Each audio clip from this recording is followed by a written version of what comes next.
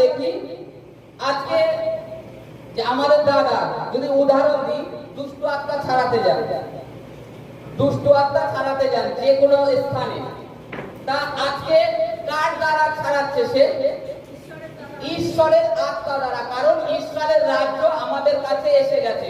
প্রভু যীশু খ্রিস্ট যখন এই পৃথিবীতে ছিলেন তখনই তিনি বলেছেন, আমি যদি ঈশ্বরের আত্মা দ্বারা ভূত ছাড়িয়ে থাকি, সুতরাং ঈশ্বরের রাজ্য তোমাদের নিকট এসে গেছে। তা অলরেডি ঈশ্বরের রাজ্য আমাদের কাছে এসে গেছে। আর দ্বিতীয় বলছে এখানে যে আর অগ্নি সেই বলবান ব্যক্তিকে না বাঁধিলে কেহ কেমন করিয়া সেই বলবানের গৃহে প্রবেশ করিয়া তাহার ঘরে দ্রব্য লুট করিবে। হালেলুয়া। এই জায়গাটাই মানে বোঝার বেশি, এখানে বুঝতে হবে যে কি বলতে চাচ্ছে। এখানে আজকে আমাদের জীবনে